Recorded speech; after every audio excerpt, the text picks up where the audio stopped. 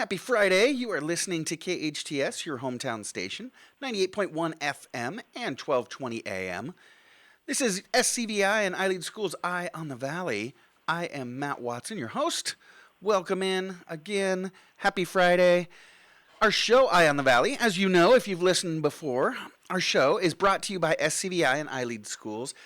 iLead Schools is a network of charter schools here in the North LA County area. We've got campuses in Castaic, Agua Dulce, Lancaster. We've also got a fully accredited online school. That's right. We've got actually transitional kindergartner, 4.5 years old, all the way through seniors in high school in our online school. And if you're thinking your kindergartner can't do online school, you are wrong. Man, those kids that are online get more support than I think oftentimes on-campus kids can receive sometimes. We've also got a homeschool program, if homeschool is your thing. Got a big homeschool program that stretches all across Southern California.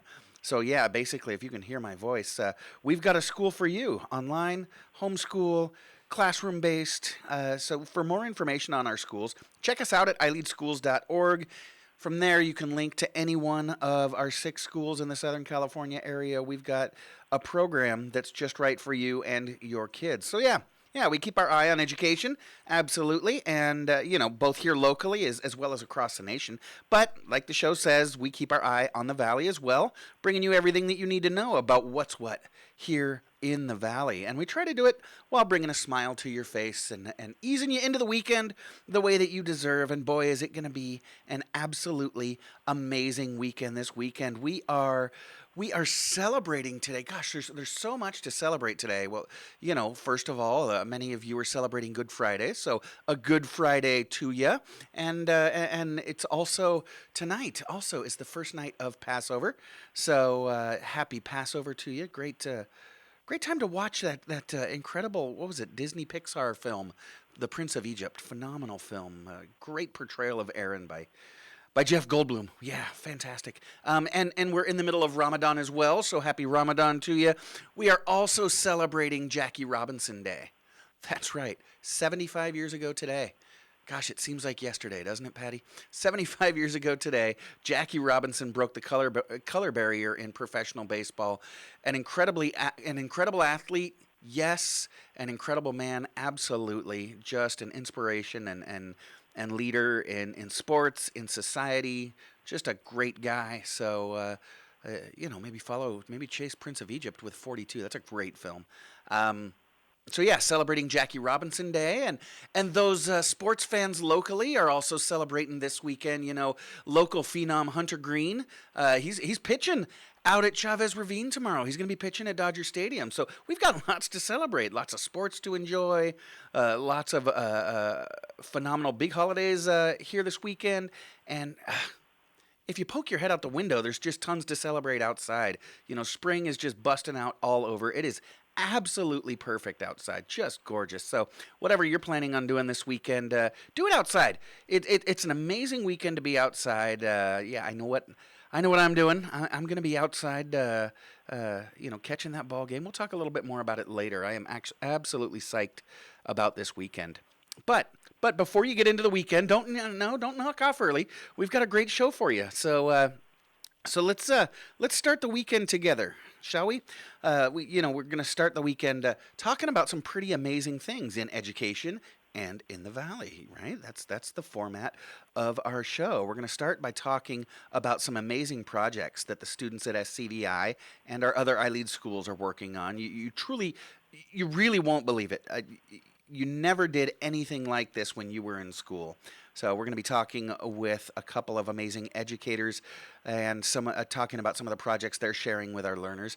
Then in hour number 2, we'll talk about everything going on at our libraries here in Santa Clarita. No, they're not just checking out books. They've got some amazing things going on for your kids, for you. That's right, we're going to be talking to City Librarian Shannon Vonnegut from the city of Santa Clarita. She'll join us actually in studio a little bit later on today. And for those of you trivia fans and fans of fun and games and frivolity and goofing off, I know a lot of you are wondering about Big T. He's been on suspension for the last couple of weeks. And will he be back today?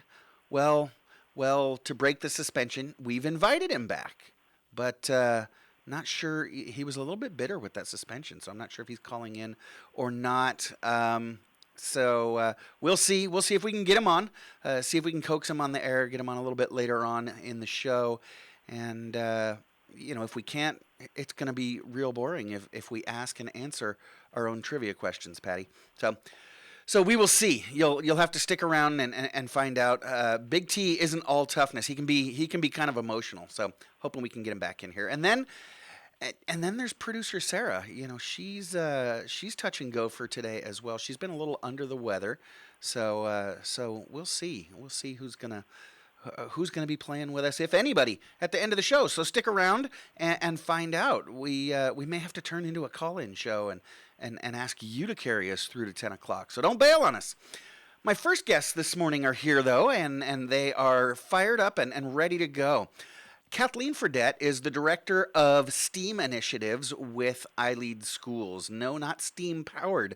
We're talking about science, technology, engineering, art, and math at our iLead Schools. She spent most of her career on the forefront of the fields of science and engineering and education.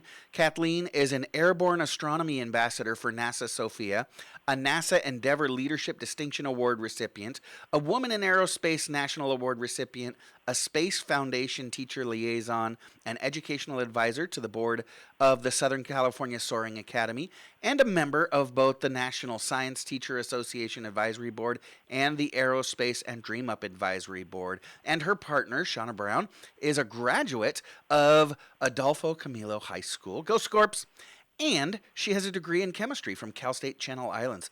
She currently lives in Camarillo and is a project-based learning veteran who specializes in delivering incredibly rigorous projects that engage students, that take them into the real world while having an incredible amount of fun. And gosh, you wish that your teachers in school were half as engaging as Shauna. Ladies, welcome back to Eye on the Valley. It's good to have you both. Hey, good morning. We're glad you're here. Good morning, Shauna. Thank you. We're excited. Absolutely. So let's start off by getting to know you a little bit more. I know you've both been on our show before, but for folks who haven't listened or don't remember, Kathleen, you've got kind of an interesting journey in education. In fact, your resume seems more about aeronautics and space exploration than it does education at times, but it's all linked back into the classroom. Tell us a little bit about your background and what brought you to where you are today. Yeah, you really made me look better than I actually am. So well, Kath, I know you, and I don't think I did.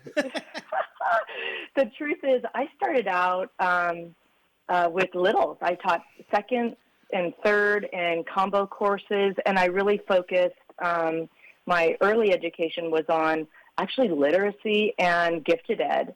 And then I moved to middle school where I moved into math and science and STEM.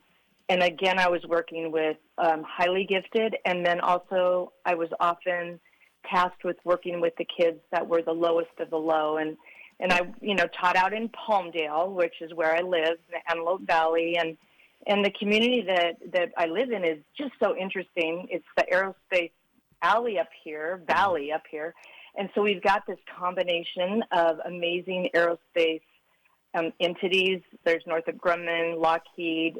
There's a NASA center right here in Palmdale. And then we also have juxtaposed lots of people coming from LA kind of trying to get out and be able to find affordable housing. So a lot of the kids I've worked with come from low-income, struggling homes. And that's the low kids that I'm talking about who really struggled with education. And so I was not teaching with iLead at that time. I was in the Palmdale School District, and it just made sense. We've always done project-based learning with gifted. It just made sense also to do that with any kid. And amazing enough for me, just as a scientist in my own classroom, PBL, project-based learning, with kids that are very, very high, in the middle, struggling, checked out of their education, that was the spark that would bring that back into feeling like, oh, I'm a learner and I'm interested in learning. That's my background. Moved into aerospace kind of accidentally when I was selected to fly on NASA Sophia. When I fell in love with that plane, it's a flying observatory, has a 10-foot infrared telescope. I just fell in love with that mission and with with aviation, and that just moved the trajectory of my whole educational focus into aerospace. Never thought I was going to be here. Never. Like, if you would have asked me 10 years ago, I would laugh to say I'm immersed now in aviation and space. But I love it. I'm grateful. And I'm so grateful to have Shauna Brown working alongside me now in developing and running these projects in a way that can be accessible to all our kids. Yeah, definitely. And gosh, you're right about project-based learning. And we'll talk about that maybe a little bit more. But Shauna, what about you? You kind of recently burst onto the scene of STEM education, but even still, your resume is longer than my rap sheet. Tell us about what you studied. Tell us about your classroom experience, and then what you're doing now. Yeah. So I entered college. At Channel Islands, as you said, not even really understanding the possibilities that were accessible in STEM and STEAM. I jumped right into a biochemistry degree and finished with a biochemistry degree, but a lot of my peers were headed straight into the lab, and I love lab science. But, labs can be pretty quiet and pretty tedious. And I knew that I had really big social needs, and I need to talk to people, and I need to brainstorm, and I need to be creative. And by an absolute storm of luck, I was introduced to the iLead Schools systems. And I ended up teaching 4th and 5th grade at SCVI. And as soon as I started in 2019, bam, there's the pandemic. And so I actually spent most of my my career at SCVI in the online world, in pandemic mode. And that's where I really developed a passion for getting STEAM experience like this to learners everywhere. Accessibility to authentic opportunities was at an all-time low during that time. Yeah. And, the pandemic did offer a lot more time on my hands. And so I spent that time developing different systems and visions for how I can contribute to learners across California getting the chance to participate in these STEAM experiences. And I was absolutely lucky enough to join Kathleen Ferdette and develop the ISAP projects. We worked together on the Dream Up project, which we'll talk about in a little bit. I walked into an incredible base for a project, and that project has developed even further since Kathleen and I have worked on it. Briefly, it's a program where learners get the opportunity to author an experiment and send it to the International Space Station if they're selected. So I've assisted 2 teams in sending experiments to the International Space Station. And working with Kathleen and developing these projects further to open up accessibility has been an absolute dream. So I'm excited to talk to you more about it. Yeah, absolutely. So yeah, let's just dive right in. I know you guys are developing several amazing projects that are just really lighting a fire in kids and getting them excited about STEM, about aerospace, about space exploration, aviation. So should we start with Dream Up, Kath? Where did this project come from, and can you explain a little bit more about it? Is Shauna right here? Your kids are sending experiments to the space station? Yeah, so, where this came from, and this is interesting, I think, because when I first started thinking about coming to iLead, I met with one of the founders, Dawn Evenson, and I was telling her, this is before I was hired, well, there's this project that I'm looking at and that sends experiments to the space station. She said, well, if you came to work with us, could you do that? And I sheepishly said, yes, like, I've never done it, but sure. And so for a couple of years, we used a really beautiful program called Student Spaceflight Experiments Project, and we brought that to SCVI. In fact, the SCVI learners it was a group of two high school students that sent the first experiment. So SCVI has been really connected this whole time. A couple of years into that project, what we realized is that the constraints and the parameters of that project didn't fit who we were as a project-based learning, social emotional learning entity. And so we branched out and connected to a company called DreamUp, which is a space arm or an arm, sister arm to a company called Nanorex. Okay, so picture Nanorex is the FedEx to the space station. So they're the folks that gather experiments from all over, and it's mostly not kids' experiments. These are like real deal, called microgravity experiment designers. They gather these together and they integrate it into the rocket. It might be SpaceX, it might be a Lockheed, and they make sure that it's all clear with NASA to send these experiments to space. So we connected to DreamUp, the educational arm, and that gave us the opportunity to really author our project in a way that reflected who we are at iLead. And that is that it's a transdisciplinary project. It's going to integrate, all of the subjects, English, science, social studies, even math. And we're going to make it accessible and fun and inspiring because, frankly, that other project we did, no one really liked it. No one really liked it. So it's that's good that you're able to shift it. And oh my gosh, it was painful to lead something that no one was really happy. Like it looked good on the outside, but as a leader, you knew, wow, everyone hates this.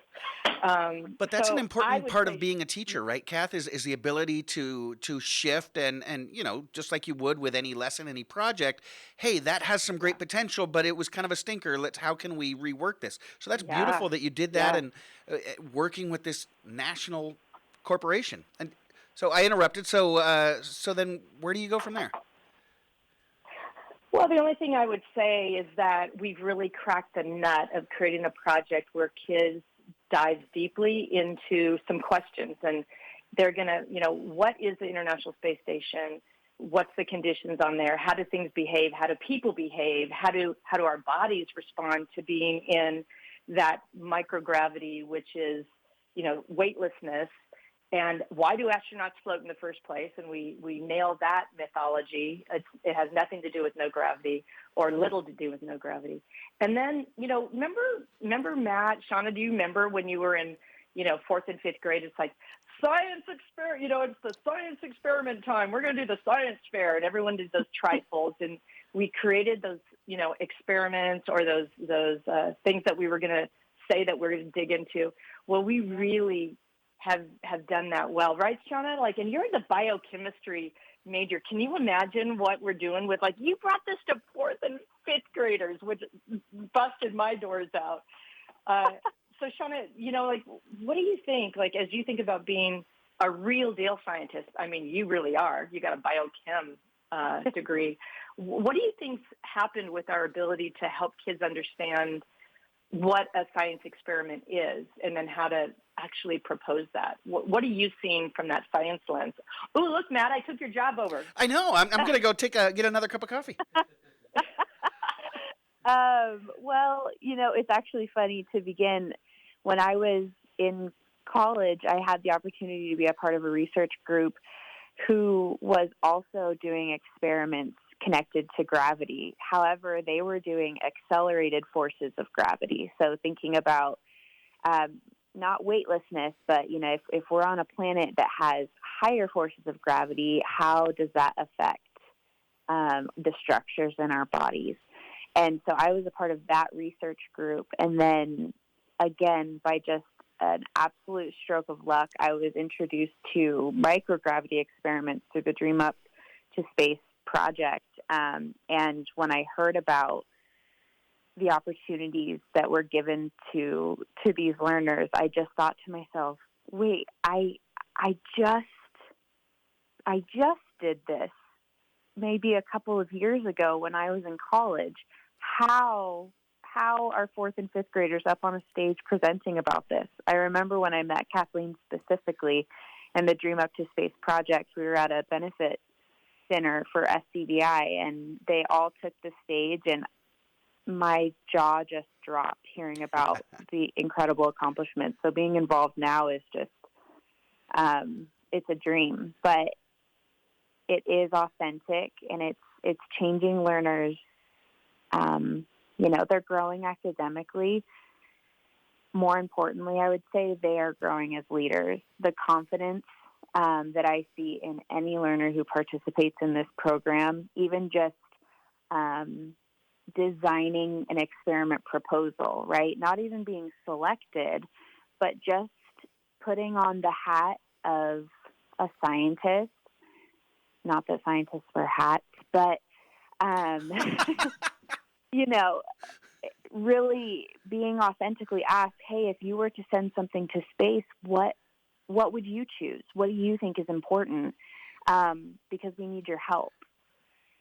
Just seeing their response and their eagerness to contribute to space exploration, it's unlike anything I've ever seen.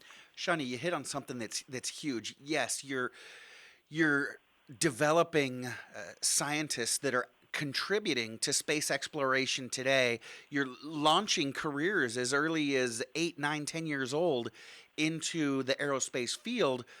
But it goes way beyond that. You're launching leaders. You've got kids that are doing amazing things that are going to go into totally different areas once they graduate and move on. But you're preparing them to solve problems, to work, to collaborate, Absolutely.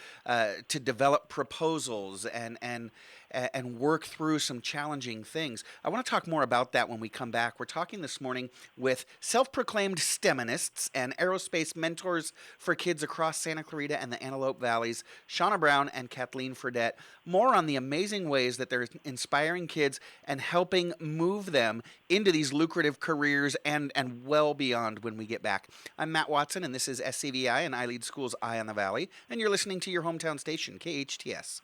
No doubt about it. LA is an awesome place to live. But even while living in the land of beaches and mountains, it's safe to say that we could all use a real vacation right about now. One where you don't have to stop for gas, cook your own meals, or strip your own sheets. Lucky for us, Princess Cruises has a port right here in LA. Now, for a limited time, LA residents can sail with Princess from just $89 per day to the beaches of Mexico, the tropics of Hawaii, or cruise along the California coast without getting stuck in traffic.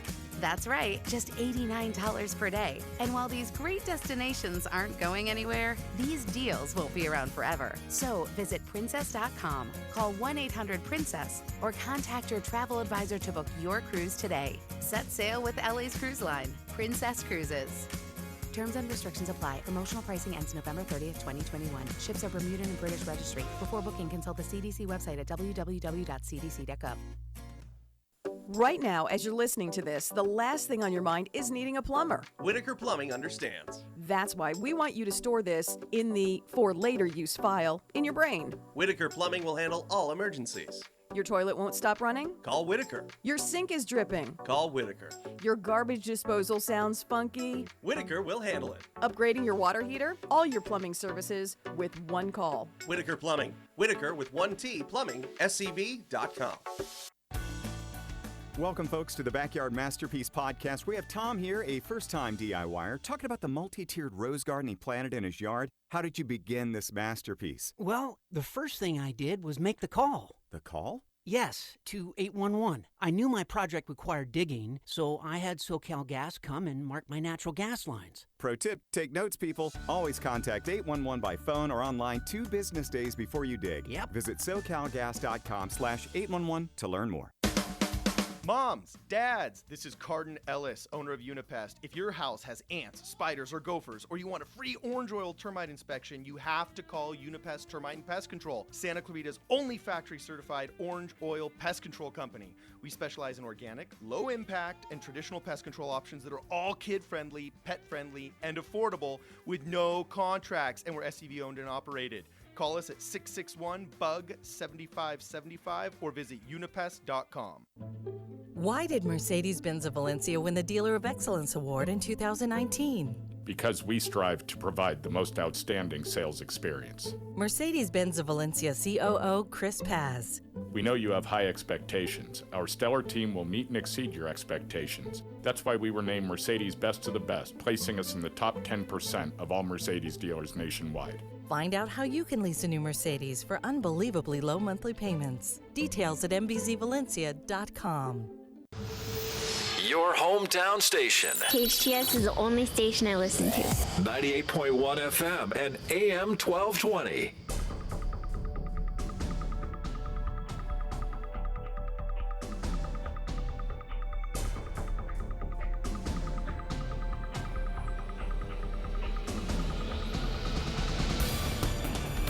Welcome back. Welcome back. You are listening to KHTS, your hometown station, 98.1 FM and 1220 AM. I am Matt Watson, your host, and you're listening to SCVI and I Lead Schools Eye on the Valley.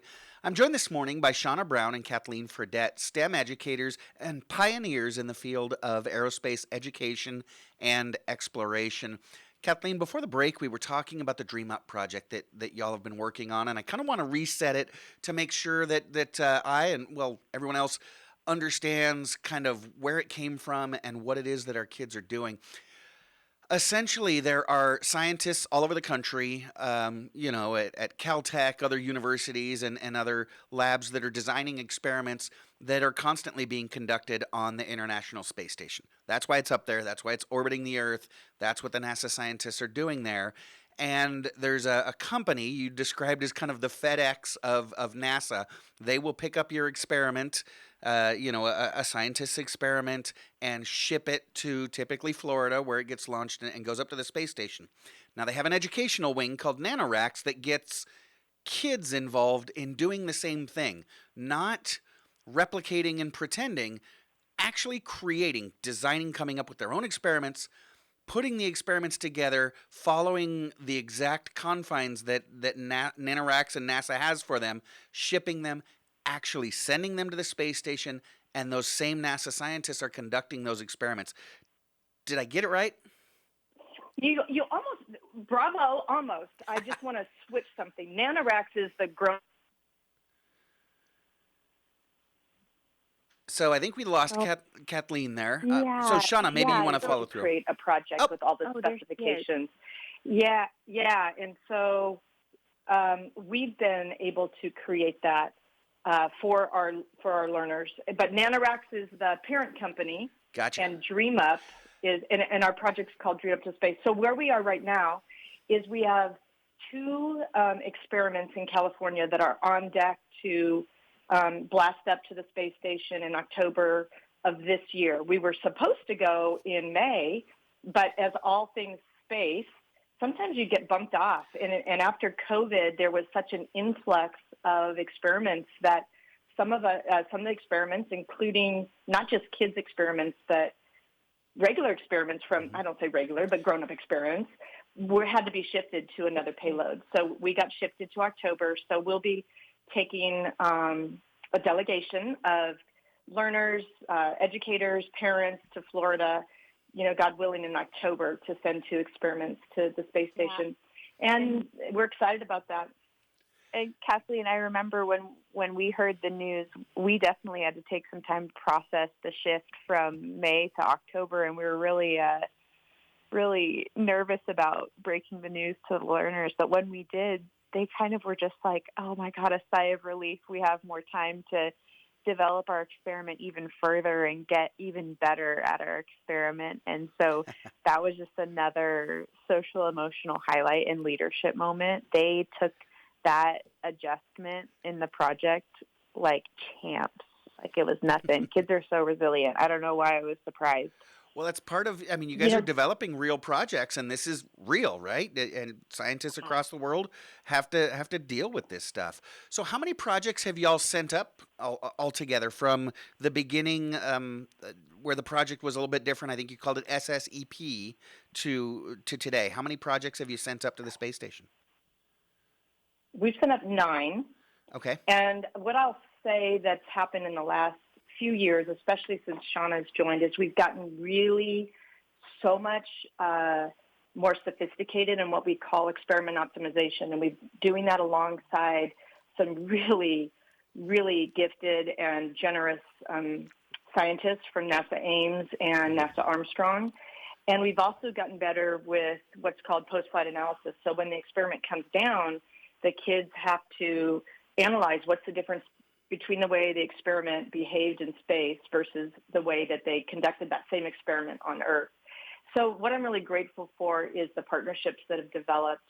We require any kids who are working on a project to enroll an expert, a subject matter expert on their project to help guide them. And a lot of that is because their particular subject we don't know anything about or we know little about. So we've gotten really good, Matt, at helping kids reach out to experts. We teach them how to do that search. We teach them how to create that email. We coach them on how to talk to them.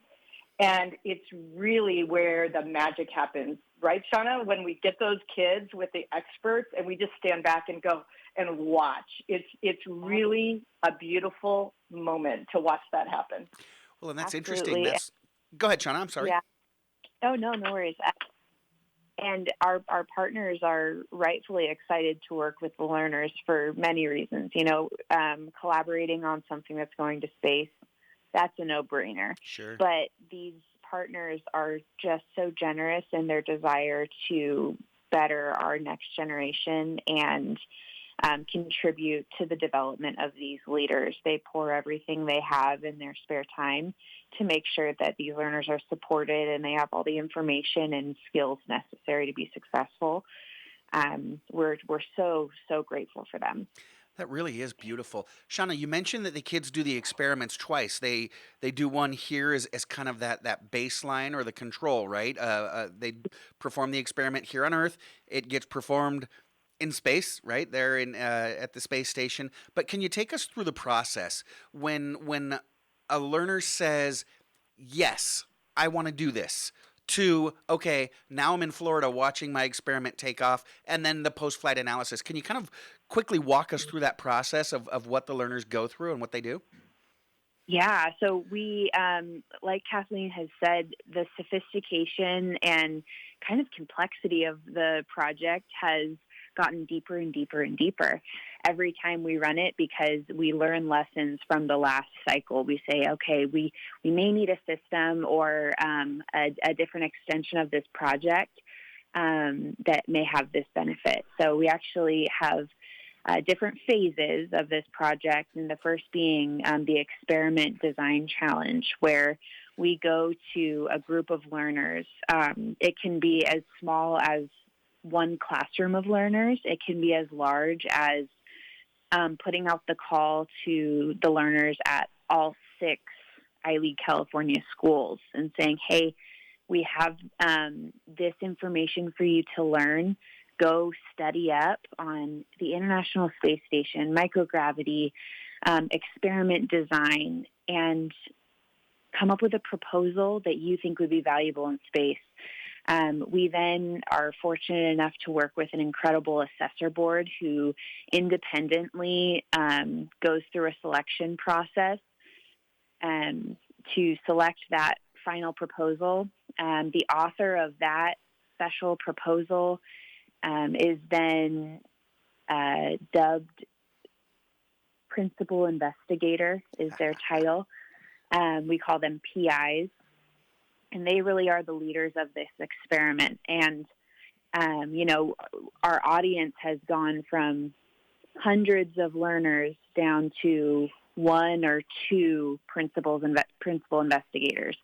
And like I've said earlier in the show, accessibility and opportunity are our main goal. We want to place this opportunity in the hands of as many learners as possible. So the principal investigators are in charge of creating a team, and they put out a call, and there's a pretty rigorous process, an application process, an interview process where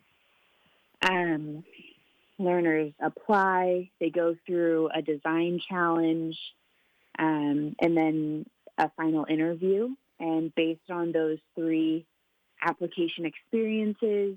We develop a launch team, and the launch team really glues together. It could be a team of maybe 4 to 8 learners.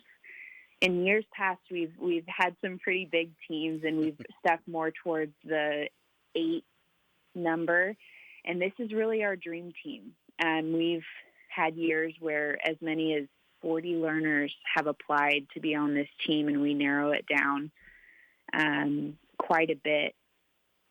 So these really are the learners who have shown that they're ready for this team, and they end up going through the experiment optimization process where they refine, okay, we have one tube that we're going to send up. What exactly is going to go in there, and how are we going to give ourselves the best shot to collect some crucial data, right? And that process takes quite a while and lots of collaboration with subject matter experts, which gets us to our launch. And along the way, they're doing some incredible outreach initiatives as well to tell their story and make sure that learners in the future and in other areas have the opportunity to participate in a project like this. They're also doing fundraising to lessen the financial strain of getting to Florida to watch the launch. They've been really successful in their fundraising efforts in the past. And that gets us to Kennedy Space Center, where they present their research and watch a Falcon 9 launch to the International Space Station, which is one of the most, it's one of the biggest feelings you can feel. I'll tell you that. Well, yeah, with their schoolwork on board. Yes. Incredible. Yes, it's so exciting. Oh, gosh. Yeah. You guys are inspiring kids in such amazing ways. And you talk about it being a multidisciplinary project. This is full wraparound. And like I said, you're preparing kids not just for careers in STEM. You're preparing kids to lead, to collaborate, to work with the community, to work towards a goal. This is incredible. Ladies, we've got so much more to talk about. I know you're busy this morning. Are you able to stick around for another 10, 15 more minutes? Sure, Yes. I can do that. Okay, fantastic. We're going to take a quick break, and we will be right back with Kathleen Ferdette and Shauna Brown, STEM educators that are inspiring kids to be their best selves and not just follow, but lead the way into space and aeronautics exploration. We'll be right back. This is SCVI and iLead School's Eye on the Valley on your hometown station, KHTS. All the information they need, and when our computers aren't working the way they should, we call Resurgence, your true source for IT. Resurgence provides outstanding customer service while also providing the highest technical ability. They strive to do what's best to improve and protect your business. For more information on Resurgence, call 349-4114 or visit resurgenceit.com. Welcome to Dunkin', where you can always try something new, like the brown sugar oat iced latte made with oat milk. If you're hungry, try the new omelet bites, bacon and cheddar, or egg white and veggies. Use the Dunkin' app, earn points, and get rewards. Dunkin' has 2 locations in the SCV, Bouquet Canyon with curbside pickup and delivery, or try the Canyon Country drive-thru. Santa Clarita runs on Dunkin'. I'm Susan Owen, managing partner at Owen Patterson & Owen. I have 30 plus years in personal injury alone. There are so many attorneys who advertise, but we are different. If you are a client of Owen Patterson & Owen, I will be your attorney. We don't need other people to handle our cases for us. If you've been injured, call Owen Patterson & Owen at 888-OPO-WINS. And we do. 888-OPO-WINS or opolaw.com. Imagine stepping into a giant tent filled with hundreds of butterflies landing on a feeding stick that you're holding, or clanging the bell aboard a huge fire engine. It's all happening at the 11th annual KHTS Home and Garden Show. We're back at Central Park on Saturday and Sunday, April 30th and May 1st. Over 400 local vendors answering your home improvement questions, 100 crafters, a petting zoo, pony rides, and pig races, a dozen food trucks. Admission is free. Details at scvhomeshow.com. A Royal Suite Home Furnishings is celebrating Easter with up to 50% off sale Easter weekend. Check out the savings on the finest bedroom furniture, mattresses, and home furnishings at the best value. Special savings on Hooker Fine Furniture and Tempur-Pedic mattresses. It's a Royal Suite Home Furnishings Easter weekend with up to a 50% off sale. Hurry, limited stock, 48 months financing, no interest on approved credit. Open Easter Sunday till 8 p.m. A Royal Suite Home Furnishings in Center Point across from Sam's Club. A RoyalSuite.com. Your hometown station, KHTS.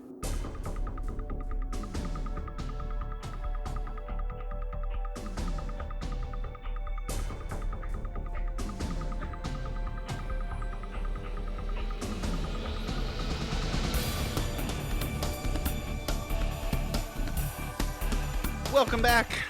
Welcome back. You're listening to KHTS, your hometown station, 98.1 FM and 1220 AM.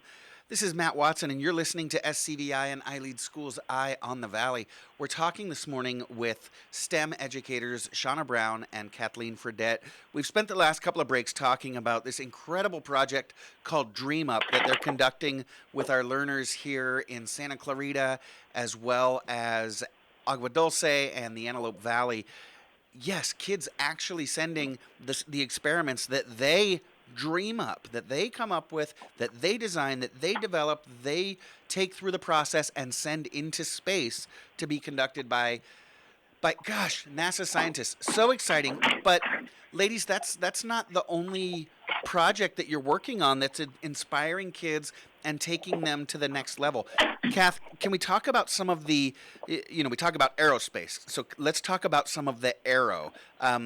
You have a project you've been working on for close to a decade now that is inspiring hundreds, maybe even thousands of kids into aviation. Can you explain what you're doing with gliders, Kath? Yeah, so this is my other sweet spot of joy, is this project introduces young people to the joy of flight and the possibilities of flight. And again, it's this transdisciplinary project where we look at, we do this through what's called a glider. A glider is an aircraft that doesn't have a motor. Gulp. And so you go up and it's a full aircraft. And so kids learn about a glider. They learn about the parts of it. And P.S., that is exactly what the Wright brothers created was at the first time was a glider. So they look at the history of flight. They look at the science of it. What is that? What's the magic that makes something be able to stay in the air? And so they look at forces. They look at Bernoulli's. And so it gives kids a reason to understand. Remember when you had to learn Newton's laws? Newton's 3 laws, and you had to write them out and explain it. Well, this really gives them, again, a reason to do that work. They model, so they use the engineering design process to actually model gliders and fly them, and there's a design challenge connected to that. And and then finally, at the end, and they've also done writing connected to modern day things that are going on in aviation. They get to connect with pilots.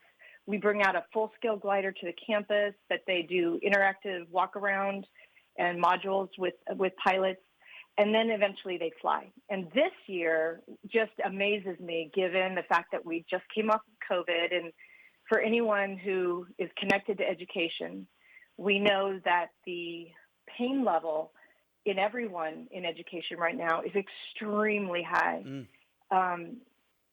Kids are different right now. They're walking.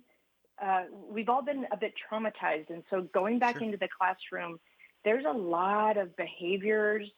There's a lot of challenges for educators and kids. Okay, I'm not going to, but from the educator point of view, it amazes me that we've had 4 sites in one program put their hand up and run this project.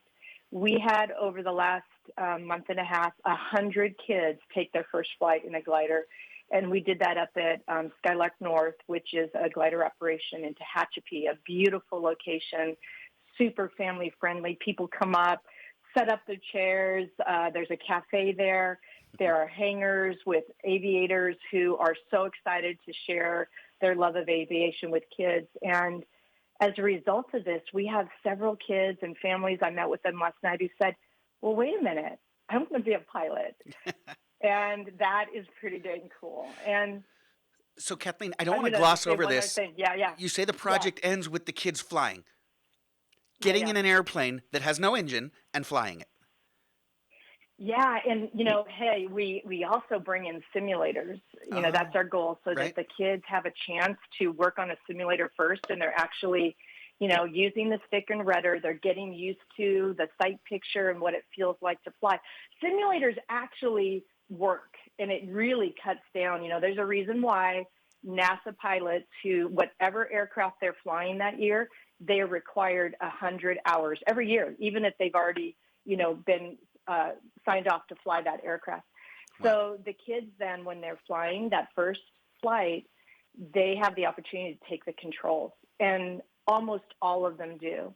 And they know that there's nothing they can do, that the pilot behind them in the aircraft, that they couldn't mess it up. And it's a very transformative experience, even if they're not going to go into, say, piloting or something with aviation. We've given them this horizon now of all of the possible careers and opportunities connected to it. And they've also had the chance to really get comfortable with discomfort. Because I'm telling you, the first time you go up in a glider, I don't know, I was like almost peed my pants. I was crying almost, and so, and now I'm a pilot, so go figure that. So it is like, I can't even tell you the amount of joy I've experienced watching the facilitators' buckets be filled, running this really hard project, right? It's not easy. Yeah. But they've experienced the joy of the transformation of their kids going, oh, I'm interested in doing my work now because I have a reason. So it's been a really beautiful process. I'm so proud of our educators, and I'm so proud of our learners and our site, right? Hardly anyone in the whole nation does a project like this. Yeah. And here we are over and over again doing it. And again, the great thing about it is you're making the education rigorous, right? This is tough stuff, and it's real. So real that, like you said, Kathleen, you're inspiring kids to go into careers in aviation. You mentioned just a couple days ago, you had some kids throw their hands up and say, "Hi, I want to do this." But you've been doing this long enough. You've had some of your students, your learners, see this through, haven't you? They've gone on to careers in aviation. Yeah, we've had 5 kids become pilots during high school. And then some who didn't get it all the way across the finish line, but soloed. So solo means you're in the aircraft by yourself. You've been signed off by a flight instructor that says, I'm putting my name behind you, that you are safe and able to fly this aircraft by yourself. So imagine what that does to a young person. Imagine the focus. Imagine all of that responsibility, all that emotional resilience and equanimity for a young person to fly an aircraft by themselves.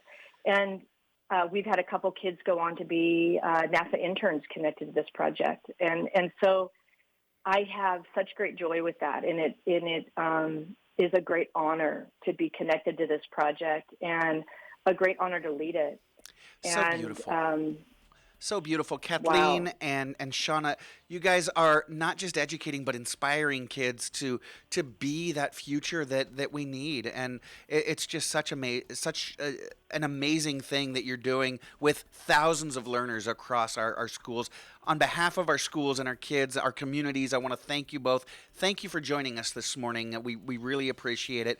You stick around. When we come up, we're going to be talking about our city's libraries with Shannon Vonnegut. I'm Matt Watson. You're listening to SCVI and I Lead Schools Eye on the Valley. We'll be right back on your hometown station, KHTS.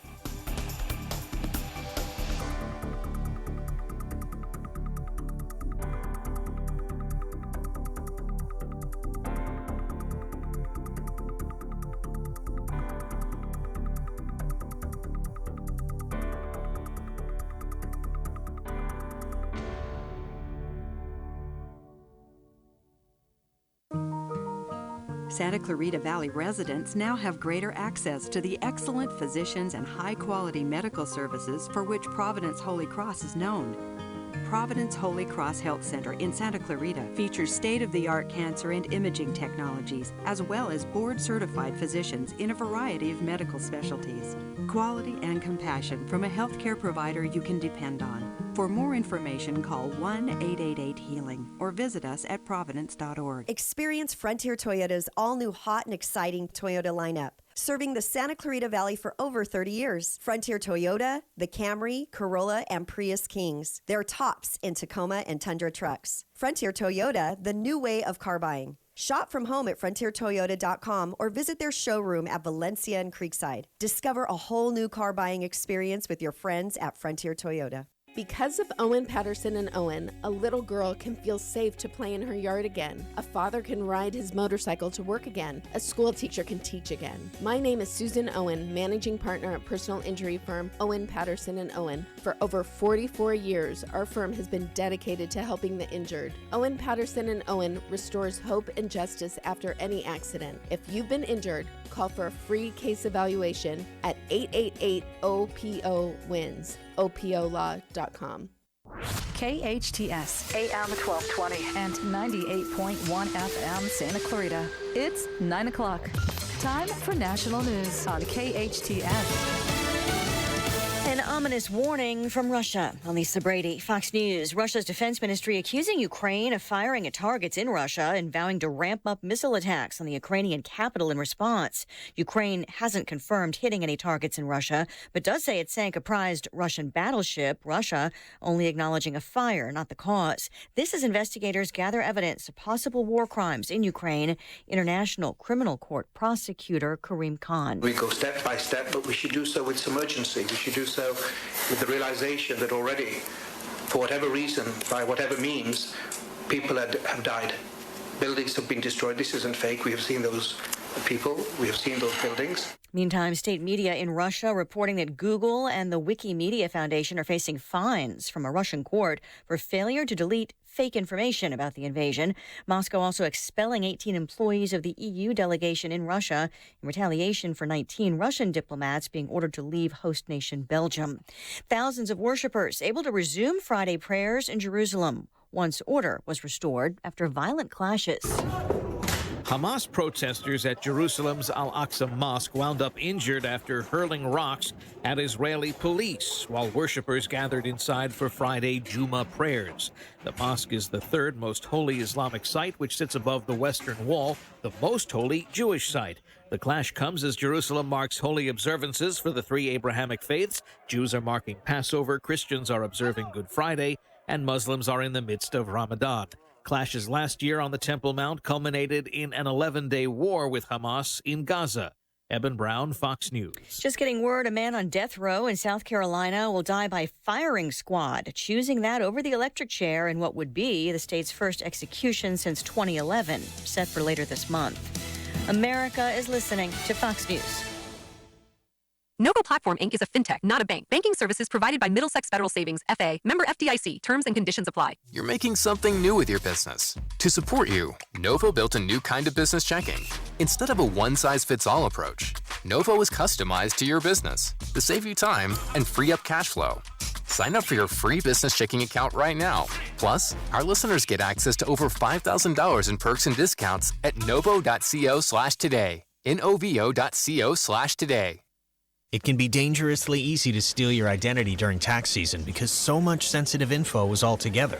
Before we start the annual meeting of Sean's personal info, has anyone seen Social Security number? Not me. Nope. Nuh-uh. Oh no, he's been stolen. LifeLock by Norton makes it easy to help protect yourself. If you become a victim, we'll work to fix it. No one can monitor all transactions, but you can save up to 25% off your first year with promo code NEWS at LifeLock.com. Identity theft protection starts here. Gusty winds return to the southwest, hampering efforts to get control of a deadly New Mexico wildfire. An elderly couple died trying to flee one of more than 200 homes that have been destroyed since Tuesday as the McBride fire in Rio Doso, New Mexico grows to over 6,000 acres with still 0% contained. So as we get more resources in, we're able to support more troops on the ground, supporting that with aviation and the ground troops. So as we get those in, we're able to secure that perimeter a little bit better. We should start seeing containment come up. Fire Incident Commander Dave Bales says high temps and stronger winds are expected to push back into the region today, with some 5,000 people in Rio Doso under an emergency evacuation. The fire blamed on a downed power line and fueled by powerful winds. Fox's Jeff Manasso. President Biden spending Easter weekend at Camp David. He's just out with a statement on new data showing 17 states at or tied with their lowest ever unemployment rates, as the tug of war continues over his economic plans, high inflation, and other issues ahead of the midterms. Britain's government facing criticism from human rights groups over a new deal with Rwanda to send asylum seekers to the East African country while their claims are processed. British officials say it'll discourage people from making dangerous attempts to cross the English Channel. A new union deal for workers at hundreds of grocery stores in California. There's a new contract for approximately 47,000 grocery workers in California. The deal was ratified by members of the United Food and Commercial Workers International Union who work at Ralph's, Albertsons, Vons, and Pavilion stores. It includes provisions to establish health and safety committees at every store so employees will have a say on safety issues. Most workers will receive pay increases of more than $4 an hour over 3 years. Some employees will make more. Fox's Jenny Cosola. That averts a strike. I'm Lisa Brady, Fox News. I'm Stuart Varney, and this is the Fox Business Report. The stock markets are closed today for Good Friday. There's a new contract for approximately 47,000 grocery workers in California. The deal was ratified by members of the United Food and Commercial Workers International Union who work at Ralph's, Albertsons, Vons, and Pavilion stores. The New York Federal Reserve says factory activity in its region rebounded in its April survey. Though supply chain bottlenecks persisted, there were some signs of it easing. A report out this morning appears to confirm that buyers were looking to complete a purchase before mortgage rates rose. Fannie Mae's National Home Price Index says prices rose at an annual rate of 20% in the first quarter of this year. The acceleration in prices is at the fastest annual pace in the 47-year history of the index. That's your Fox Business Report. I'm Ginny Cosola, invested in you. Economists are warning that sanctions against Russia could trigger devastating inflation, worse than the current 40-year highs. Hi, this is Stephen K. Bannon, and I urge you to protect your savings right now with a gold IRA through Birch Gold, the only company I trust for gold. Just text the word SHELTER to 989898 to get a free info kit on how to protect your savings with gold. Again, text SHELTER to 989898. Thanks for listening to KHTS AM 1220, Canyon Country, California. K260CO 98.1 FM, Santa Clarita, California. SCVI is a tuition-free TK through 12 charter school that gives your child boundless opportunities to think critically and imagine freely. We offer a customized learning program built around your child's unique interests and strengths, with the only international baccalaureate program in all of Santa Clarita. Our approach keeps students and families in step no matter where your learning is taking place. Be empowered to make your mark on the world at SCVI. To take a tour or enroll now in our one-of-a-kind program, visit ileadsantaclarita.org. iLead Schools, free to think, inspired to lead. This is Carl Goldman. The past 2 years have been challenging for all of us. That's why I want to tell you about the incredible products at MyPillow. Their Giza sheets and mattress covers are spectacular. Now you've got to try their towels. Mike Lindell, the inventor of MyPillow, is changing the game with his 6-piece towel set. This set is made with U.S. cotton, making it extremely absorbent. The set comes with 2 bath, 2 hand towels, and 2 washcloths, typically retailing for $109.99. For a limited time, you can get this set for the low price of $39.99 with promo code KHTS. Remember, all MyPillow products come with a 60-day money-back guarantee. Just go to mypillow.com and click on the radio listener specials to get this insanely low price of $39.99 on the towel set. Enter promo code KHTS or call 800-973-3927. That's 800-973-3927. Use promo code KHTS. Playing now at the Canyon Theater Guild are two literary classics that you won't want to miss. Little Women the Musical will delight you with show-stopping music and ballads fitting this timeless story of family and perseverance. Also, The Lilies of the Field, dedicated to the late Sidney Poitier, who earned his first Oscar portraying the lead role in this delightful and heartwarming story. Both shows run through April 16th, so get your tickets now by calling the box office at 661-799-2702 or online at canyontheater.org.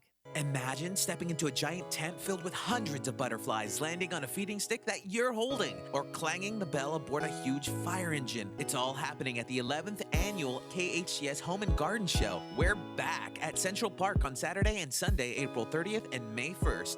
Over 400 local vendors answering your home improvement questions, 100 crafters, a petting zoo, pony rides, and pig races, a dozen food trucks. Admission is free. Details at scvhomeshow.com. The following is sponsored programming and does not necessarily reflect the views or opinions of KHTS or its ownership.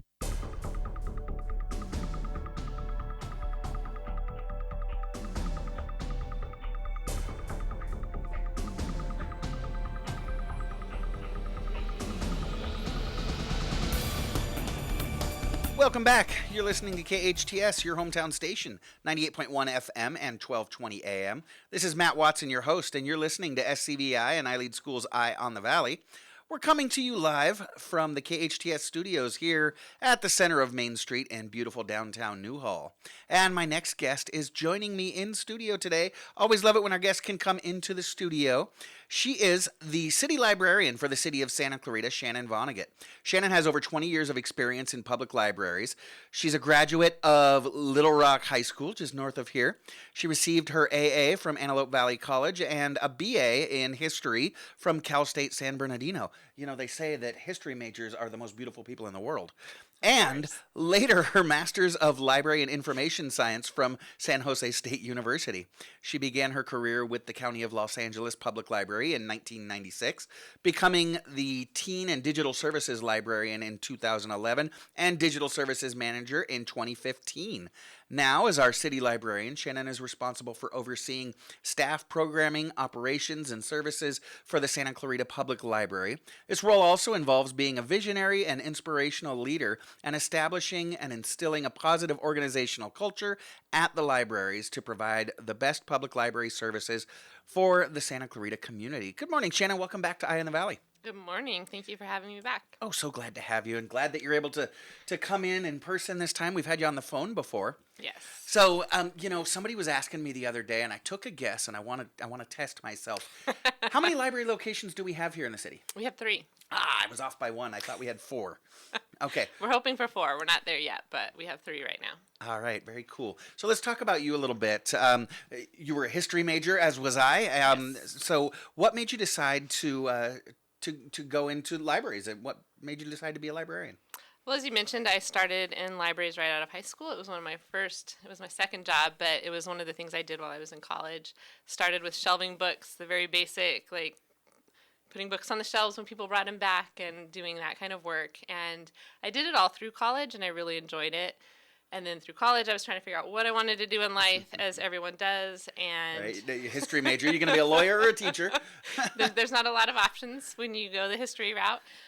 But libraries was something I was still interested in, so I decided to keep pursuing that, and then worked on my master's in library science, and have pretty much worked steadily in libraries the whole time. So it's been a good experience. Okay. And I've been going to the Valencia branch here since I was, 8 years old, and it used to be, the LA County public library system, but now we're city run. Can you explain a little bit about that transition, kind of how and why that happened? Yeah, so I was also with the county back in the old days, and spent most of my career with LA County. And then it's been almost 11 years ago, the city decided that they wanted to run their own libraries, which I think was a good decision in the long run. Santa Clarita very much likes to be responsible for their own things and to have that local decision-making ability. So by splitting from the county and the city taking over the libraries, they got more control over the budget. We had more input locally on what materials we bought, what databases we bought, and we had a lot more ability to be in the community and to work with local community organizations to try and provide programming and services for them. So I think it really became apparent during COVID, where the county was shut down a lot longer than we were, and we were opening our doors and trying to get back in there a lot faster, and we had that ability because we're local, and we were able to make those decisions. Well, yeah, you mentioned that, and I don't want to, go too deep into it, but I was, throughout the pandemic, really impressed by the organizations and individuals that were able to, kind of overused word, but pivot, but to say, okay, everything's shut down, we can't. But those folks that said, forget can't, how can we, was really inspiring to me. And you and your team really did an amazing job by saying, okay, we can't open our libraries, but how can we get these important services to our young people and our old people? Can you explain just a little bit about some of the stuff that you did that just allowed your doors, while they had to stay physically closed, really burst open and provided so many services to families here in Santa Clarita? Yeah, we were surprised, like everyone else was, when we were told go home. It'll be a couple weeks and then you can come back. So that Friday that we went home, we spent the whole weekend. Okay, what are we going to do next week? We want to do story time. We want to be able to still provide services and get that information out to the public of what we could offer for all the kids who were now home and the parents who were like, what do I do with my kid now all day because they're home, and how do they do school from home? So that following week, we were able to start doing programming. Our amazing staff set up cameras in their living rooms and did story times and played the guitar, and we started putting together reading lists and lists of databases and resources for parents and for students of different ages so that they could access that from home. I think that's when we first connected, and I came on and talked about the resources we had for the parents, because parents were struggling. Some parents are still struggling. I totally understand. Sure. And we just wanted to make sure we were providing everything we possibly could for everybody that was at home, kids and parents, and just people who were at home and had nothing to do. Like, let's see what we can get you. You want a book? You want to download a movie? We have all of those resources available. Yeah, I remember talking about that. You guys were offering streaming. You were offering online books, materials, programs for kids. You had somebody with worms in their garage, and the kids were getting dialed in, and you were really a lifeline for a lot of families in the community. It was such an important service during a really difficult time. And you talk about providing all different kinds of not just services, but opportunities, events for families. You've got a big one coming up here real soon with Dia de los Niños. It's nothing like Dia de los Muertos, right? Absolutely not. No. Tell us about this celebration that you've got coming up. So Dia de los Niños it's an American Library Association event. We've been doing it for about 10 years now. Normally we have the llama come out. This year she wasn't available. Aww. We were hoping for our first year back in person, because we did it online and then hybrid in the last 2 years. So there won't be a llama, but Saturday, April 30th from 10 to 1, we're holding it at the new Canyon Country Community Center, as we call it, C4. Mm-hmm. We are going to have a drum circle to kick us off in the morning, and we're really excited for author Joe Cepeda. He is an award-winning illustrator, and he'll be there at 11. His most famous book that you might know is Esperanza Rising, which is just a beautiful children's book. He's also done work with Gary Soto and Toni Morrison, and he'll be talking about how he became an illustrator and then doing a little demonstration. Of course, our favorite therapy dogs, who I personally love, will be there so kids can read to the dogs. And we'll have craft activities all day. They're working on a mural that's going to be on display in the different library branches. IEPSCV, which is a local organization, will be doing pop-up dance parties all around the center. And then Youth Sports will have a pop-up playtime event out on the lawn. It's going to be a great event. That sounds like a lot of fun. So what time is the event? It is 10 to 1. 10 to 1, so perfect timing right there in the middle of the day. Couldn't have gotten a better weekend for it. It's going to be gorgeous out this weekend. So events both inside and out? Mostly outside. We're trying to take advantage of the beautiful weather. Yeah. With COVID, of course, we've moved a lot of programming outside and found that we really enjoy it, but some of it will be inside as well. Okay, very cool. So again, 10 to 1 at the Canyon Country Community Center. Brand new, beautiful center there, right on Soledad Canyon Road. So if parents are listening, it's Dia de los Niños. I've heard it translated as Day of the Small Child. So what kind of age range? If I've got kids, which ones should I bring out? We're going to have activities for all ages. It's very much, it's Day of the Child, Day of the Book, but it is an event for families to come and just learn more about literacy and just find some joy in reading and joy in those family activities. So it's for all ages. Okay, fantastic. And then again, you've got the therapy dogs out there and dance parties and all kinds of fun stuff going on.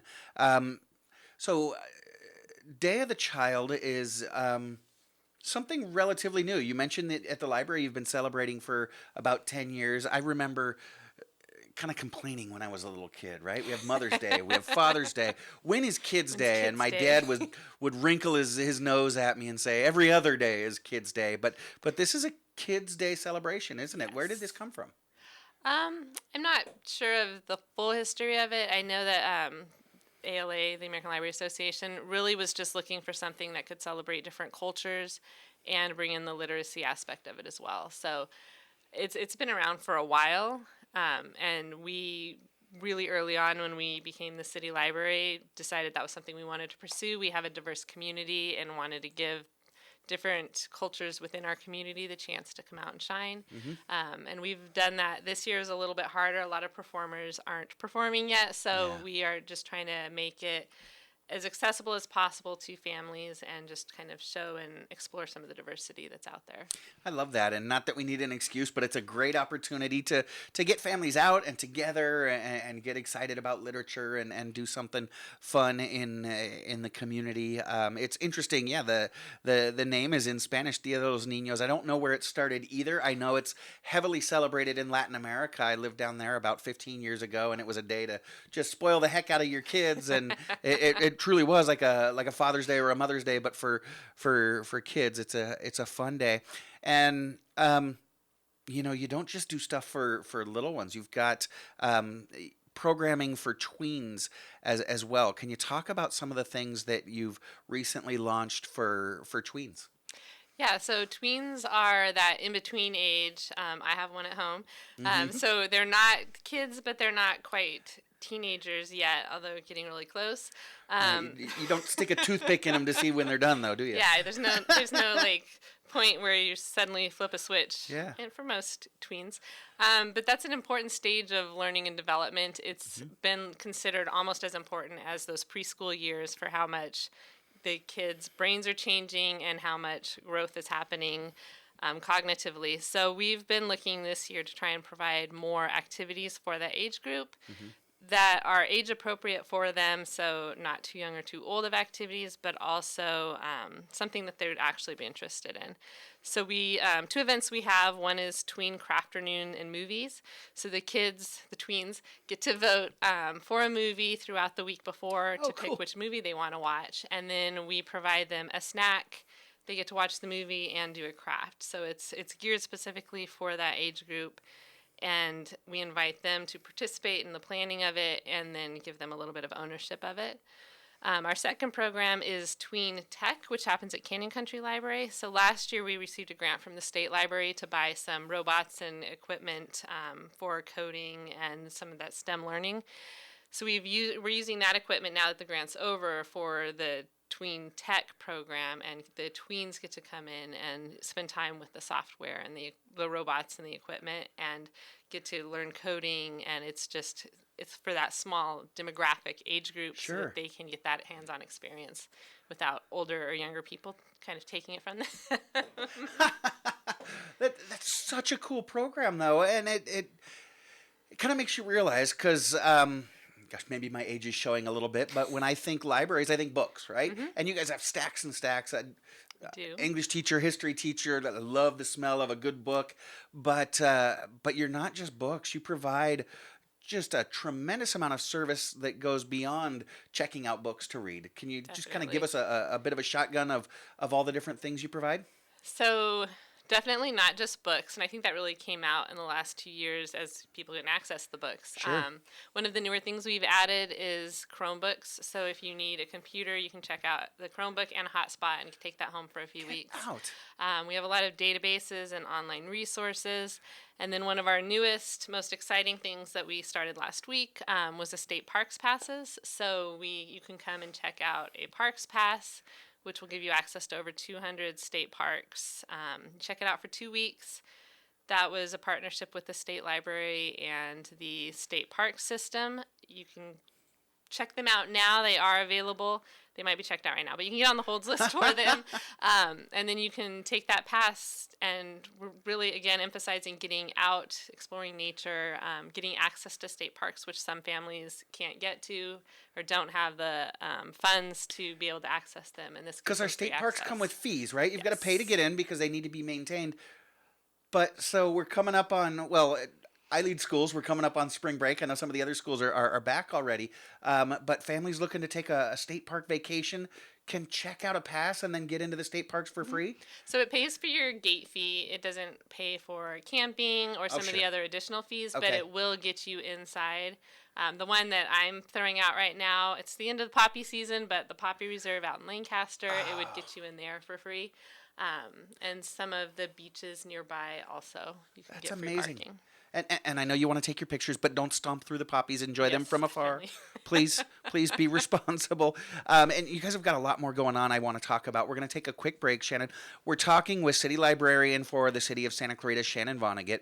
You won't believe the stuff they've got going on. We'll talk more when we come back. I'm Matt Watson, and you're listening to SCVI and I Lead Schools Eye on the Valley on your hometown station, KHTS. Main Street has been transformed with the brand new 3-story Reyes Winery on Main building with wine tasting from Reyes Winery on Main's ultra premium wines. You'll relax high up on Santa Clarita's only patio rooftop wine bar and dining in Old Town Newhall. Experience the wine bar with a group of your friends or make it a romantic rendezvous. The new Reyes patio roof wine bar and dining, unlike anything else in our valley. Details at ReyesWineryOnMain.com. Accidents happen, but rest assured Patterson's Collision Center is here to help.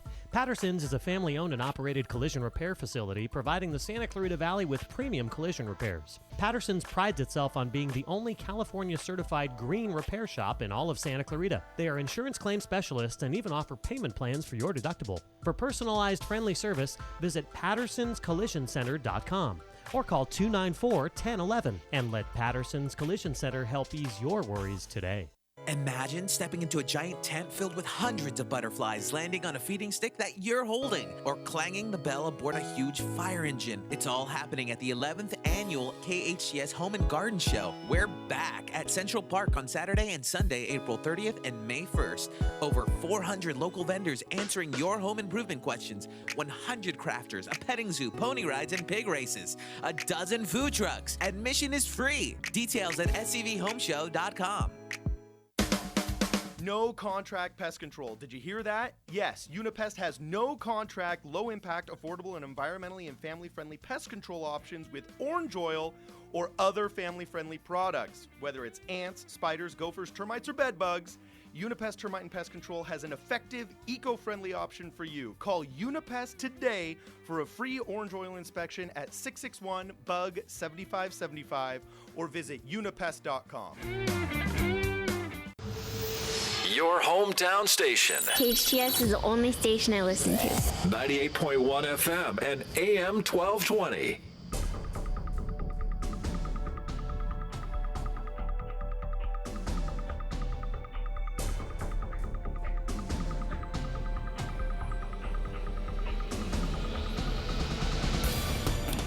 Welcome back. You're listening to KHTS, your hometown station, 98.1 FM and 1220 on the AM side. This is SCVI, and I Lead Schools Eye on the Valley. I am your host, Matt Watson, and I'm joined this morning by my guest, City Librarian for the City of Santa Clarita, Shannon Vonnegut. So, Shannon, your last name sounds familiar, and And it's not just because you've been on the show in the past. You've been very gracious with us in the past. Where have I heard your last name Vonnegut before?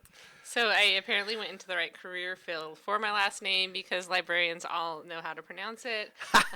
Mostly known for the author Kurt Vonnegut, who had the same last name and is a distant relation. Almost met him a few times, but not quite before he passed away. But he's a very famous author, a lot of books. I haven't read them, but You're not supposed to admit that. He has a very interesting writing style, and I haven't gotten to that point yet. Gotcha. I love Kurt Vonnegut, but for something that you might not imagine, he played a tiny but amazing role in one of my favorite movies of all time. Have you seen Back to School with Rodney Dangerfield? Yes. It's Rodney Dangerfield is this disgustingly wealthy man who decides to go back in his 60s to get his college degree, but as he did through his career, he cheats his way through college, and he actually gets your relative Kurt Vonnegut to write a book report on his own book for him, and I think he gets a D, and so Rodney Dangerfield ends up cussing him out. Sounds about right. It was kind of a fun moment, right? I just remember Rodney Dangerfield on the phone saying, "And another thing, Vonnegut." Anyways, let's get back to you and our city libraries and all the amazing things that that you're doing. We talked about the incredible services that you provided, that you kind of were forced to or worked into the pandemic to make sure that students and parents who were really gripping had the services that they needed during the pandemic. Yeah. And we talked about the academic help that you reached out. Are you still providing those services? I think you were providing free online tutoring and all these different amazing services. Is that something that you're still providing for kids? Yes, so we've been able to expand it more. Before the pandemic, we did have the online tutoring and after-school homework help. So we really focused on the online tutoring part while we were closed down.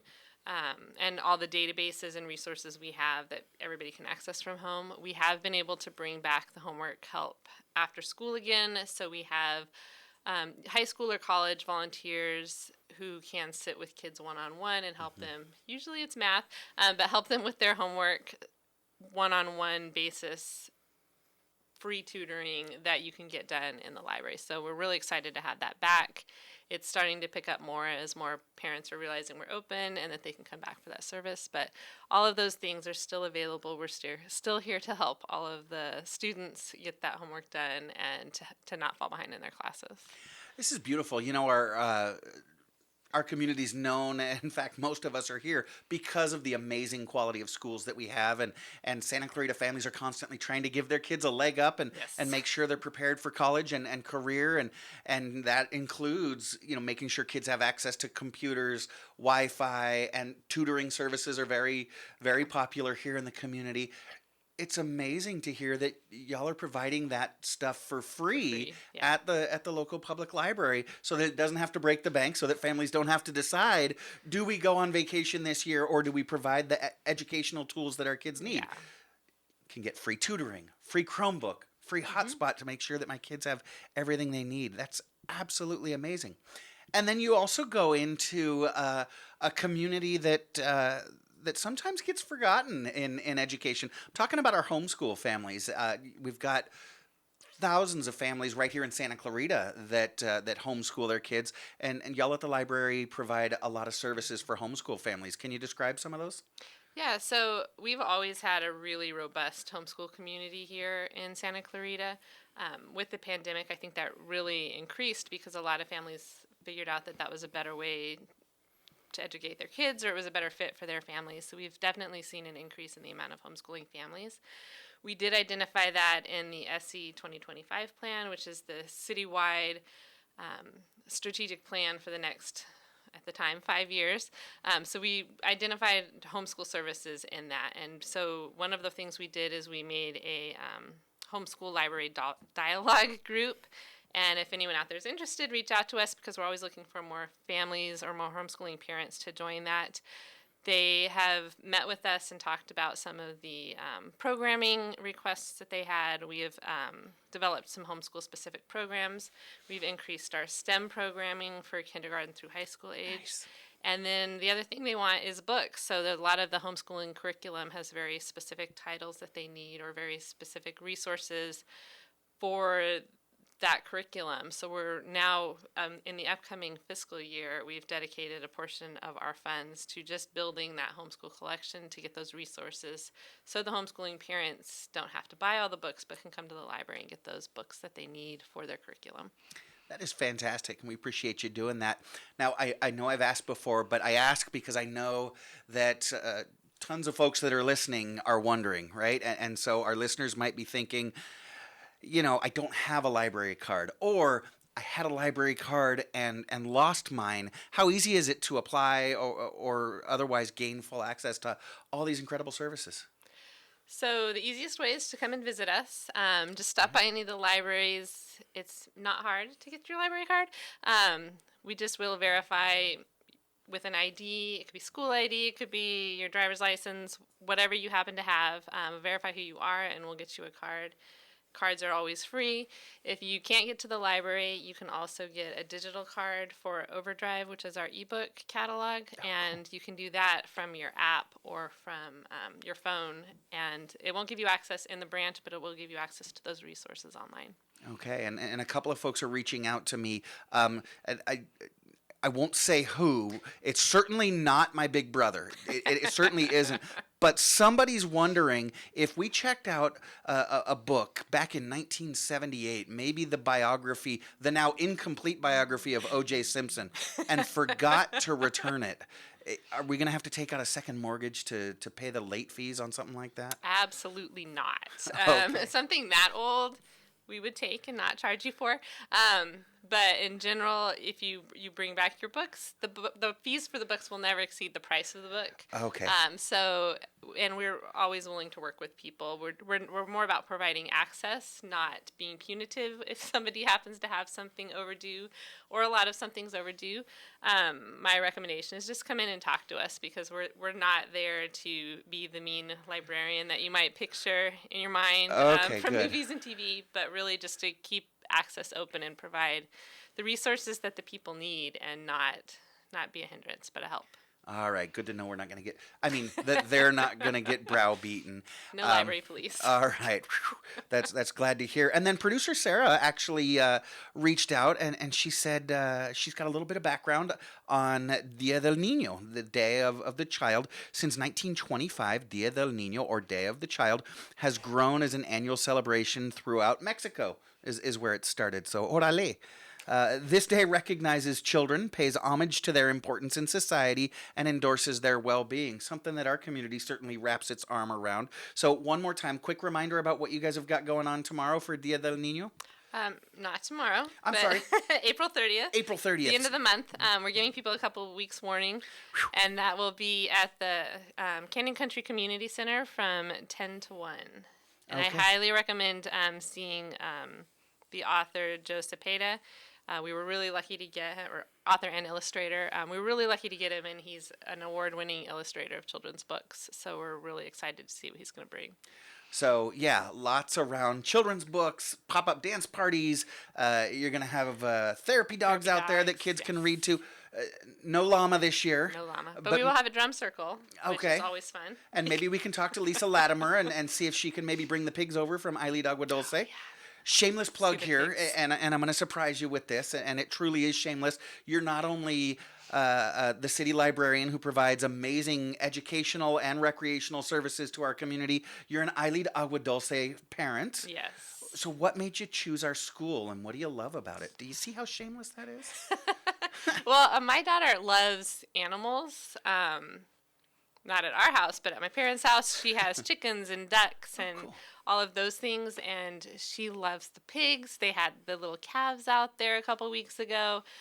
They've had bunnies. She really likes that outdoor aspect of it. They have the garden. They've done their sculpture, artwork stuff outside. And it's really just the diversity of the education she gets there, because they still do art. They were learning sign language this year. So there's a lot of those things that aren't in other more traditional schools that she's able to get at iLead. Fantastic. I know our principal, our director, Lisa Latimer, likes to refer to the learners on her campus as free-range children, and they are. They're kind totally of free-range children. Oh yeah, it's funny. I actually Lisa had to go to a conference maybe a couple of years ago, right prior to the pandemic, and I was subbing for her and taking pictures of the kids climbing trees and playing like we remember kids used to play. And I was sending pictures to my brother, and he says, "Where are you subbing today? 1976?"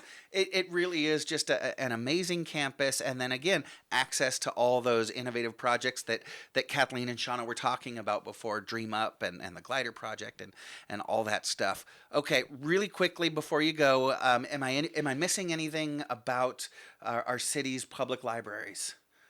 The only other thing I might want to throw a plug out for is our Friends of the Library, who are huge supporters of library services. They have stores in each of the libraries, so if you are looking for low-cost used books, definitely stop by and check that out, and all the proceeds go towards funding library programs. Yeah. So I like to give them a shout out once in a while too. Absolutely. She is Shannon Vonnegut. She is the city librarian for the city of Santa Clarita. She's an amazing woman who's here to help you and your kids. Shannon, I want to thank you so much for joining us this morning. Thank you for coming in and for everything you do. You have a wonderful weekend and enjoy your spring break. Thank you. This is SCVI and iLead Schools Eye on the Valley. I'm Matt Watson on your hometown station, KHTS. Welcome to Dunkin', where you can always try something new, like the brown sugar oat iced latte, made with oat milk. If you're hungry, try the new omelet bites, bacon and cheddar, or egg white and veggies. Use the Dunkin' app, earn points, and get rewards. Dunkin' has 2 locations in the SCV, Bouquet Canyon with curbside pickup and delivery, or try the Canyon Country drive-thru. Santa Clarita runs on Dunkin'. SCVI is a tuition-free TK through 12 charter school that gives your child boundless opportunities to think critically and imagine freely. We offer a customized learning program built around your child's unique interests and strengths, with the only international baccalaureate program in all of Santa Clarita. Our approach keeps students and families in step no matter where your learning is taking place. Be empowered to make your mark on the world at SCVI. To take a tour or enroll now in our one-of-a-kind program, visit iLeadSantaClarita.org. iLead Schools, free to think, inspired to lead. If you'd like to take your business up a notch, take a look at Elite Magazine. Linda and Mo Hafizi, owners of our Valley's 2 leading magazines, the Magazine of Santa Clarita and Elite. I'm so proud of Elite. It allows your advertisement to stand out. We distribute Elite to 50,000 homes and businesses. You'll find us in 1,900 local hotel rooms. Discover how Elite Magazine can help your business. Call 294-4444. Superior quality is second nature to us. Just ask our advertisers. Helping lead the way to a greener future, all of Burtech's Santa Clarita Valley waste collection trucks run on clean-burning natural gas. Burtech takes pride in their community, and they've been serving the SCV for nearly 2 decades. Because at Burtech, we'll take care of it. Right now, as you're listening to this, the last thing on your mind is needing a plumber. Whitaker Plumbing understands. That's why we want you to store this in the for later use file in your brain. Whitaker Plumbing will handle all emergencies. Your toilet won't stop running? Call Whitaker. Your sink is dripping? Call Whitaker. Your garbage disposal sounds funky? Whitaker will handle it. Upgrading your water heater? All your plumbing services with one call. Whitaker Plumbing. Whitaker with 1T Plumbing, SCV.com. Your hometown station, KHTS.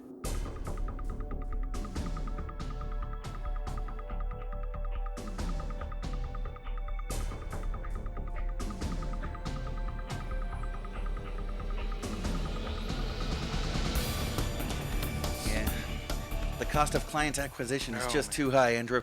Welcome back. You're listening to KHTS, your hometown station, 98.1 FM and 1220 AM. This is SCVI and iLead Schools Eye on the Valley. I am your host, Matt Watson, and I'm joined in studio now by engineer Andrew. Andrew, how you doing, brother? Pretty good. It's Friday. It is Friday. It is so totally Friday, and it's a good Friday at that.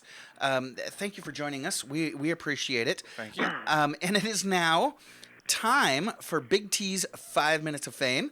Big T is he's coming off of a difficult 2-week suspension. His wingman Scott covered him while he was in trivia jail, but we're glad to have him back. You know, Engineer Andrew, a few weeks ago, Big T and I we took a little trip down to Baja, did some fishing, and producer Sarah just requested that we catch a noon flight on Friday so we could still do the show. Big T booked us on the 8:30 a.m. flight, and so we had to miss the show, and producer Sarah put him on a 2-week suspension. Hey, that's what happens. So, but he's back. It was touch and go here for a while because, you know, Big T can get his feelings hurt. Yeah. But here he is. I would do it all again, and you know what's not even fair is yo no tomé el jugo de la culebra, but I still got suspended for 2 weeks. Hey. Big T, you gotta wait for your introduction. Y'all know Big T. Sorry. He is a longtime resident and leader in Santa Clarita. He's an executive and a philanthropist. He's an amazing father, an amazing husband, and he can compress the most words into the smallest idea of any man that I've ever met. That's right. He's Mom's favorite. Welcome to the show, Big T. Welcome back. Alrighty. So, welcome back. I'm welcoming myself. Yes, right? So good to have you, and I'm glad to hear that your feelings weren't so hurt that you can't come in and play with us today. We do have, as I mentioned, Engineer Andrew joining us. For those of you joining us at home, let me explain the rules. Big T is going to throw out some trivia questions, and we're going to be answering. We're going to hit our buzzers now, and what our buzzers are is just calling out our first name. So Andrew, Patty, Maddie. That's hard. Andrew, Patty. What should I go with, T?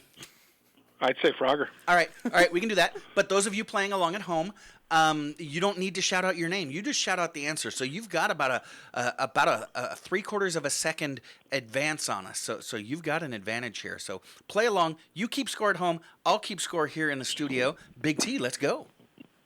Perfect. Hey, got a little bit of a fun fact, and it's a little bit of a lengthy one, but I think it's worth it. It's one of my favorite days to celebrate throughout the year because he's one of my heroes.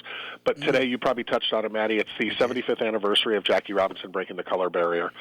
Some other fun facts, and part of the reason why this gentleman was such a force in society and why he's one of my heroes is, do you know he was the first athlete in UCLA history to letter in 4 sports: football, basketball, baseball, and track, and he still holds a couple of records on the football field. I believe Pac-12 punt return yardage and a couple of others. Wow. Also, while he was at John Muir High School in Pasadena, he made the Pomona Baseball Tournament All-Star team. On that team were fellow Major League Hall of Famers, future Hall of Famers, Ted Williams from the Red Sox and Bob Lemon from the Cleveland Indians. Ted Williams, Bob Lemon, and Jackie Robinson on the same high school team. All right. Can you believe that? Wow. Good luck, Canyon. He served in the Army. He was an officer in the Army, and while he was in the Army, he actually refused to give up his seat in the back of the bus and face possible court-martial charges. Mm-hmm. Later, they lowered it down to an honorable discharge. That's also, while in the Army, he met boxer Joe Louis. They became great friends and golfing buddies over time. Jackie was not the only athlete in his family. His older brother, Mac, won the silver medal in the 200-meter dash in the 1936 Olympics. Yeah, right there in front of Adolf Hitler. You know who took first, right? That'd be Jesse Owens. Jesse Owens took first. Mac Robinson took second. It's also part of the reason why, Jackie never got his degree at UCLA. He went to UCLA, but he didn't get his degree because his older brother, Mac, had his degree at Oregon and had won an Olympic gold medal or silver medal and still couldn't get a job. So Jackie left school early and joined the Honolulu Bears of the Professional Football League. Now, at the end of his career in baseball, Jackie was traded to the New York Giants. Yeah. Okay? He chose to retire rather than play for those bums over there. You're darn right. Good move. You're darn right. Those bitter battery chucking no-calls. Yep. Now, lastly, he was also a political activist. He often was heard saying to make the Republicans and the Democrats, don't let them know they have your vote. Make them earn it. He was a businessman. He was the first African-American vice president of a major corporation. He was the VP of a company called Chock-full of Nuts. Yep. He was the first ever African-American baseball announcer for ABC. And then in 1970, he created a company called the Jackie Robinson Construction Company to build homes for low-income families. Sadly, when he passed away in 1972, that kind of vision kind of trickled out as well. But a great man, a great time to celebrate today. So throw up your 42 today because everybody will have it on their backs. There we go. There we go. And someday we'll all wear number 42. That's Hey. absolutely Right. great, man. Thanks for paying homage, T. Appreciate it. Perfect. All right, into some trivia. Here we go. What two Ivy League colleges are closest to each other in terms of distance? Frogger. I'm going to go Cornell and Brown. Incorrect. Andrew. Andrew. MIT, Harvard. Good pull, Andrew. Nice job. Nice. He's not just another handsome face, folks. No, not just a handsome face. Hey, what NFL team has their logo on only one side of their helmet? Frogger. The Steelers.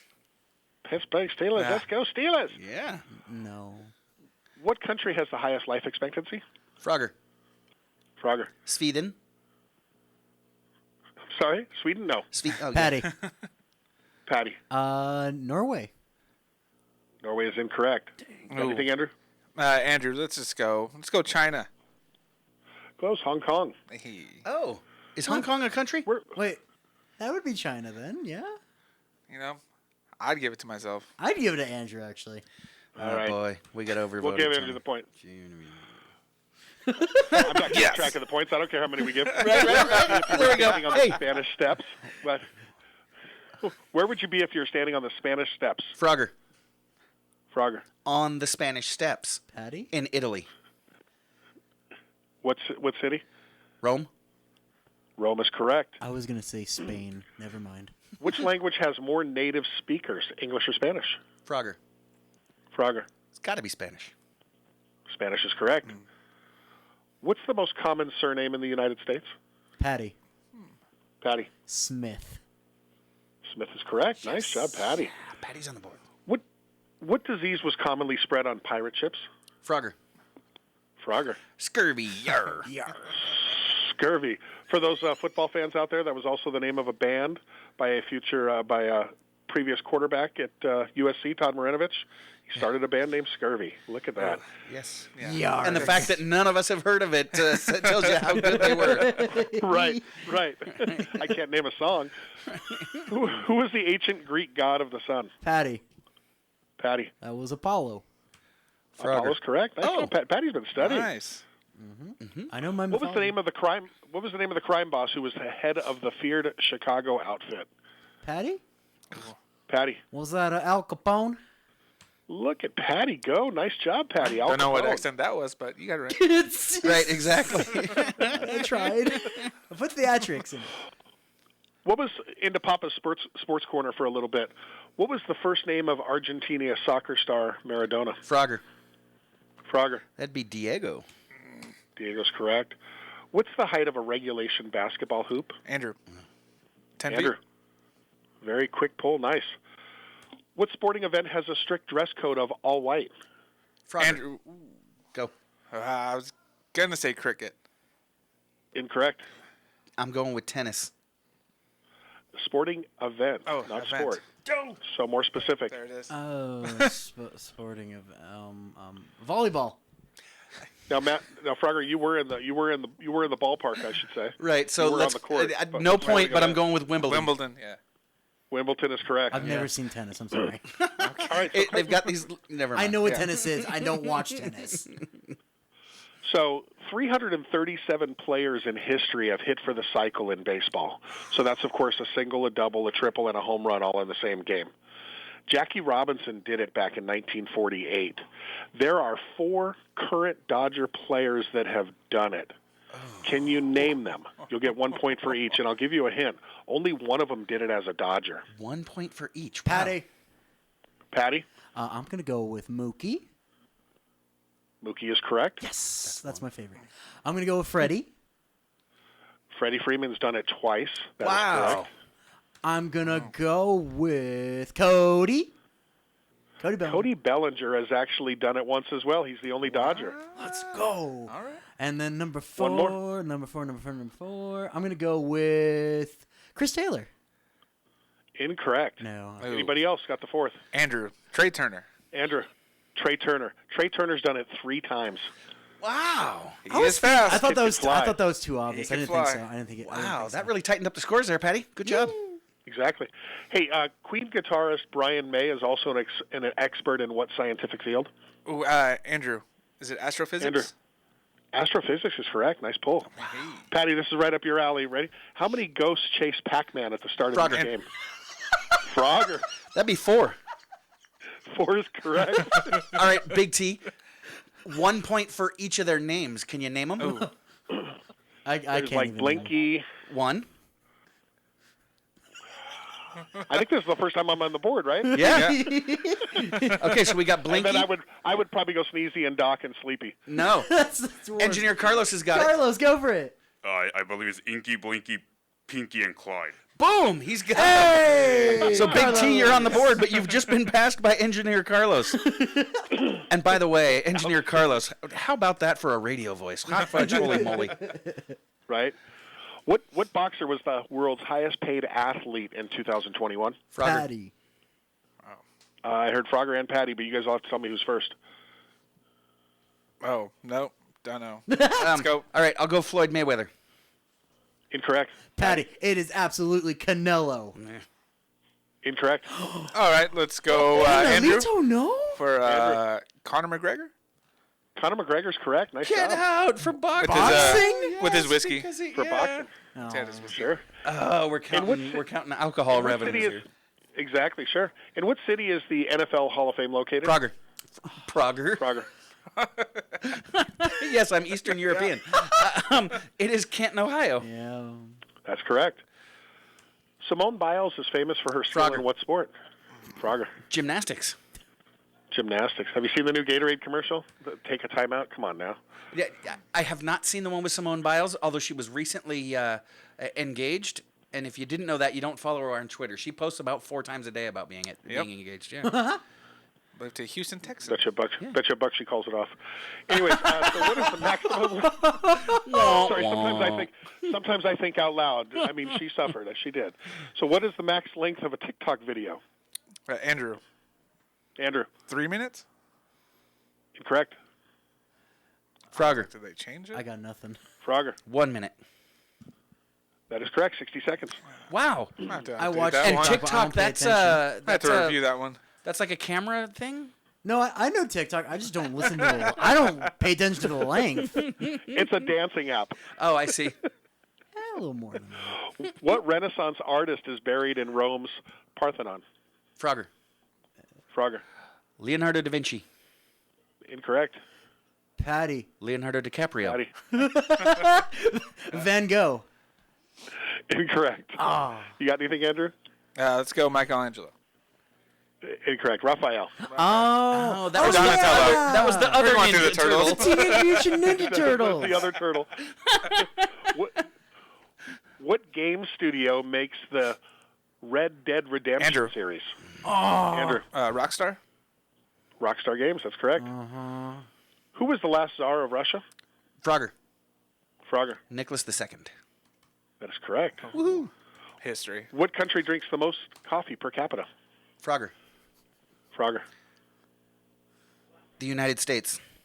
Patty. Incorrect. Patty. Oh, Seattle, Washington. Incorrect. Patty. Andrew. I know it's incorrect. I'm doing it for a bit. Oh, okay. Let's go Brazil. Incorrect. It's actually Finland. And now we know that Patty's sponsored by Seattle. Finland. I'm going Seattle because Seattle with coffee and the Seahawks. Right. Engineer Patty, brought to you by Starbucks, ladies and gentlemen. What's the 4th letter of the Greek alphabet? Yeah, but Andrew and I are both up to beta. Frogger. I'm going to go Epsilon. Incorrect. Patty. Andrew. Go ahead, Patty. Patty, then Andrew. Theta? No. Incorrect. Is it Delta? It is Delta. Yeah. All right. How are we doing time-wise? They're not as hard as they seem. A minute 15, and I All right, so maybe 2 more questions? Yeah. I think Perfect. What company was initially known as Blue Ribbon Sports? Ooh. Frogger. Adidas. Close. That's not fair, yeah. Andrew. Andrew. Puma. I have no idea. Incorrect. Patty, Nike. It is Nike. Hey! All right, real quick, Big T, last one. All right, what country's won the most World Cups? Frogger, Brazil. Yeah, Frogger. that's easy. And we're Brazil out. is correct. With that, I take the day with 11. However, Engineer Andrew, strong showing with 8. Patty with 7. Big T with 1. Hey, Engineer Carlos with 3. Well done.